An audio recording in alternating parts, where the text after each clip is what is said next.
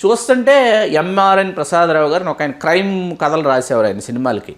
ఆయన పేరు వేసిన పరశురు బ్రదర్స్ సంభాషణలు రాసిన అదే సత్యం గారి సంగీతం, తర్వాత ఎస్ఎస్ లాల్ గారి కెమెరా, కబీర్ లాల్ గారు కూడా పనిచేశారు ఆ సినిమాకి. చూస్తుంటే దీనికి కబీర్ లాల్ గారు చేశారు, నకిలీ మనిషి కూడా కబీర్ లాల్ గారు ఎస్ఎస్ లాల్ గారి దగ్గర చేసినారు, ఆయన కుమారుడే కదా. చూస్తుంటే సిలోన్ సికిందర్ అని క్యారెక్టర్ యాజ్ ఇట్ ఈజ్ డాన్లో అమితాబ్ బచ్చన్, యుగంధర్లో ఎన్టీఆర్ క్యారెక్టర్ని యాజ్ ఇట్ ఈజ్గా తీసుకుని అతను ఈ స్మగుల్ చేసినటువంటి స్మగుల్ గూడ్స్, వజ్రాలు, వైడూర్యాలు, బంగారం ఇదంతా ఒక గుడి తాలూకు గుహలో తీసుకెళ్లి దాచిపెట్టి, ఒక లక్ష్మీదేవి విగ్రహం అది ఇలా తిరుగుతుంది అక్కడ దాచిపెట్టినట్టు అతను చచ్చిపోతాడు అనమాట. అతను చనిపోయిన తర్వాత పల్లెటూరులో ఉన్నటువంటి శ్రీకాంత్, నా పేరే, ఆ శ్రీకాంత్ ఈ పాత్రగా మారటం. అతన్ని పాత్రగా మార్చడానికి మాధవి, హీరోయిన్ మాధవి గారు, సిల్క్ స్మిత గారితో ఒక అద్భుతమైన పాత్ర. ఆవిడని వ్యాంప్ వ్యాంప్ వ్యాంప్ అనుకుంటాం సినిమా అయిపోయేంత వరకు. ఆవిడ సిఐడి ఆఫీసర్, చాలా బాగుంటుంది ఆవిడ క్యారెక్టర్. చాలా అంటే ఆవిడే జీప్ డ్రైవ్ చేసుకుని రావడం, ఆవిడే ఫైట్స్ చేయడం. విజయ్ అని ఫైట్ మాస్టర్ చేశారు, ఎడిటింగ్ రామ్మోహన్ రావు గారు. ఈ సినిమాలో మామూలుగా ఒక యాక్షన్ సినిమాలు ఎన్ని ఫైట్లు ఉంటాయని మీరు అనుకుంటున్నారు? 16 ఫైట్లు ఉన్నాయి ఈ సినిమాలో. నార్మల్గా ఎన్ని ఉంటాయి సినిమాలో ఫైట్? నార్మల్గా 5-6 ఫైట్లు, ఫస్ట్ హాఫ్ 3 ఫైట్లు, సెకండ్ హాఫ్ 3 ఫైట్లు అనుకుంటే చాలా పెద్ద ఎక్కువ ఫైట్లు ఉన్న సినిమా కింద లెక్క. ఒక 16 ఫైట్లు, ఏది కార్ చేజు, బైక్ చేజు, హార్స్ చేజ్, ఒకటి కాదనమాట. ఎన్ని చేజింగ్లు ఉన్నాయి అన్ని చేజింగ్లు పెట్టి కేసీఆర్ దాస్ గారు ఎన్ని రకాల ఫైట్స్ ఉన్నాయి అన్ని రకాల ఫైట్స్ పెట్టి.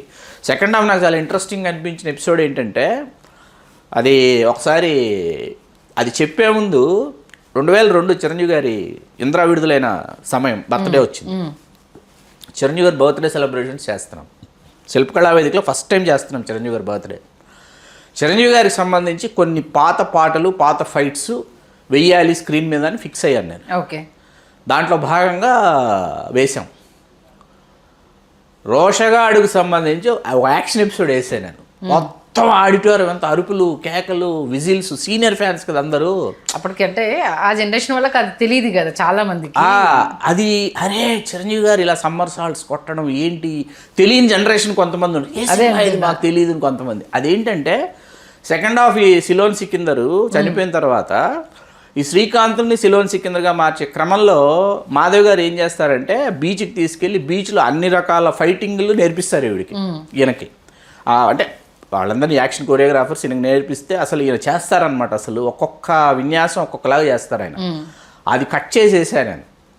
అది అసలు సినిమాలో చూస్తుంటే అసలు మనకు చాలామందికి తెలియని విషయం ఏంటంటే, సరిగ్గా ఆడని చిరంజీవి గారి సినిమాలు కూడా ఒకసారి చూస్తే అధ్యయనం చేస్తే ఈ సినిమా ఆడుతుందా, ఆడదా, నచ్చుతుందా, నచ్చదా ఇవన్నీ పక్కన పెడితే ఒక హీరో ఏంటంటే తన భుజస్కంధాల మీద ఆ బాధ్యతని మోస్తూ నేను అన్ని రకాలుగా ప్రేక్షకుల్ని సంతృప్తుల్ని చెయ్యాలనేటటువంటి క్రమంలోనే కృషి చేయాలి.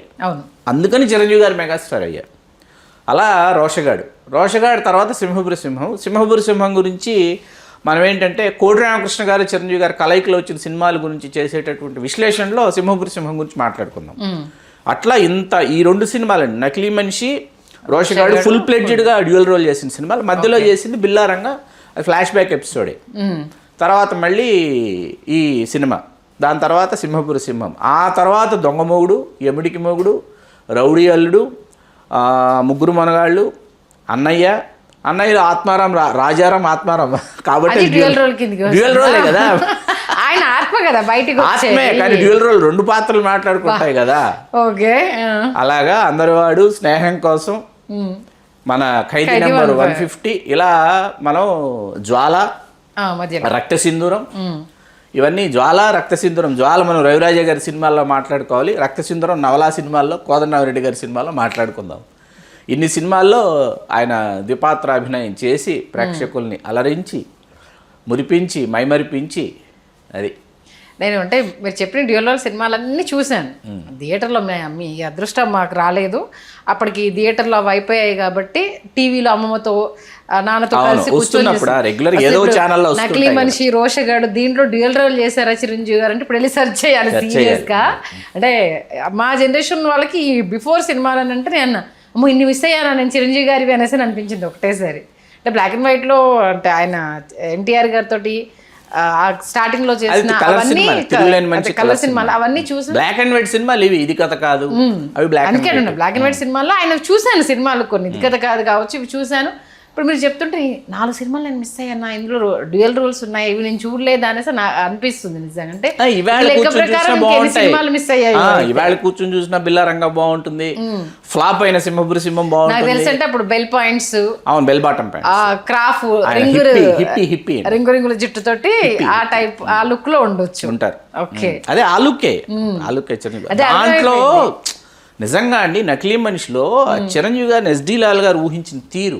ఎందుకంటే నేను ఒక షార్ట్ వేసేసి ఒక టైట్ బెల్ట్ పెట్టేసి షూ వేసేసి గడ్డ ఉంటుంది, అసలు అలా వదిలేశారు చిరంజీవి గారిని.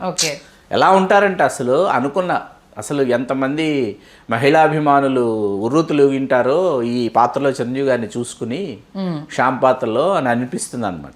ఊరికే కారండి, ఎవరు ఊరికే స్టార్ బైక్ సంబంధించి విన్యాసాలకు సంబంధించి అది నకిలీ మనిషి అండి. నకిలీ మనిషిలో ఏంటంటే మీర్ గారు వచ్చేసి ఎస్డి లాల్ గారు అబ్బాయి. మీర్ గారు ఖాళీగా ఉన్న రోజుల్లో నకిలీ మనిషి షూటింగ్కి వచ్చేవాడు. ఆయన షూటింగ్కి వస్తే ఆయన చాలా టాల్గా ఉంటారు మీర్ గారు. ఆయన మనకు తెలుగు రాజ్యానికి ఇంటర్వ్యూ ఇవ్వబోతున్నారు. మీర్ గారు ఏంటంటే టాల్గా ఉన్నాను కదా అని చెప్పేసి వెనక సీట్లో కూర్చుని డ్రైవ్ చేసేవారంట. ఇలా చూశారంట చిరంజీవి గారు. చూసి ఆ బైక్ని తీసుకొస్తే బుల్లెట్ తీసుకొస్తే ఏంటంటే చిరంజీవి గారు కూడా అదే ట్రై చేశారంట. అలా ట్రై చేసి అది స్టైలిష్ ఇలా కూర్చున్నట్టు అది చాలా స్టైలిష్గా అనిపించిందంట. అలా చిరంజీవి గారు ఏంటంటే ఈయన ఆ చిరంజీవి గారిలో ఉన్న పరిశీలన శక్తి, ఆయన ఏంటంటే అందరినీ పరిశీలిస్తుంటారు. ఆ పరిశీలించి ఇది మేనరిజంగా ఉపయోగపడుతుందా, తర్వాత స్లాంగ్స్ ఇట్లా మాట్లాడితే ఈ స్లాంగ్ ఖచ్చితంగా నచ్చుతుందా అని పరిశీలన శక్తి గురించి ఒకసారి విజయబాబు నాయుడు గారు చెప్పారు. విజయబాబు నాయుడు గారు మొట్టమొదటిసారి చిరంజీవి గారికి పరిచయం చేయడానికి మురళీమోహన్ గారు తీసుకెళ్లి వాళ్ళ ఇంటి దగ్గర డ్రాప్ చేసి వెళ్ళిన తర్వాత విజయబాబు నాయుడు గారు చూడగానే చిరంజీవి గారు అన్నారంట, ఐబ్రోస్ చాలా థిక్గా ఉన్నాయి మీవి, ఈ ఐబ్రోసే కదా మీ బొట్టుకాటుకు సినిమాలో నూతన్ ప్రసాద్ గారికి అందుకే కదా ఇలాంటి ఐబ్రోస్ పెట్టించారన్నారంట. విజయబాబు నాయుడు గారు ఆశ్చర్యపోయారంట. అదేం పరిశీలన శక్తి అండి చిరంజీవి గారికి. అట్లా చిరంజీవి గారిలో ఒక ఆ పరిశీలన అనేది ఏంటంటే ఆయన పరిశీలించకుండా ఆయన తన పనేదో తాను చేసుకుని వెళ్తున్నట్టు కనిపిస్తారు, కానీ చాలా అధ్యయనం ఉంటుందండి. అధ్యయనం ఉంటుంది. ఆ తర్వాత అధ్యయనం తర్వాత ఆయన చేసేటటువంటి కృషి మనకు ఆ మధ్య ఒకసారి గుండుతో కనిపించాలని ఒక మేకప్ చేసుకుని వీడియో రిలీజ్ చేశారు. అలా తన మీద తను చాలా ప్రయోగాలు చేసుకుంటారు. చంటబ్బాయి సినిమాలో బిస్మేరీ కోసం మీసం తీసేయాలంటే ఆయన ఆలోచించకుండా మీసం తీసేశారు. అప్పుడు ఆ సెట్లో అందరితో చేయించారంట కదా.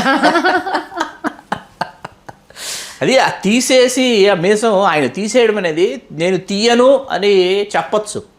వాస్తవానికి కొంతమంది మగవాళ్ళకి ఏంటంటే మీసం అందం అండి. అవును, అది తీసేస్తే చూడలేం మనం. అయినా కూడా చిరంజీవి గారు ఏంటంటే మీసం తీసేసి జంధ్యాల కోరుకుంటున్నాడు నన్ను మిస్మేరీగా చూపించాలని, కాబట్టి నేను మీసం తీసేసి తర్వాత బాడీ లాంగ్వేజ్ చిరంజీవి గారు చంటబ్బాయిలని బాడీ లాంగ్వేజ్ ఆ మిస్మేరీ నడుచుకుంటూ వస్తారు. గౌన్ వైట్ ఫ్రిల్ గౌన్ నడుచుకుంటా రావటం అనేది ఆయన అలాగే ఇంటికి వెళ్ళారంట సాయంత్రం. ఆ రోజు ఎవరి కొత్త ఆంటీని అడిగారంట పిల్లలు, సురేఖ గారిని, ఎవరు మమ్మీ కొత్త ఆంటీ? ఆయన నోరు తెరవకుండా మాట్లాడకుండా గుర్తుపడతారు లేదని ఇంటికి ఈ కొత్త ఆంటీ ఎవరు మమ్మీ అని అడిగారంట సుస్మిత గారును రామచారిను. అట్లాగా ఇట్లాంటివన్నీ అద్భుతాలన్నీ చేసేవారు చిరంజీవి గారు. ఆయన మనం చాలామంది ఏంటంటే ఇంద్రా దగ్గర నుంచి కొంతమంది మాట్లాడతారండి చిరంజీవి గారి గురించి. అంటే ఆ ఏజ్ గ్రూప్ వాళ్ళకి ఇంద్రా దగ్గర నుంచే తెలుసు.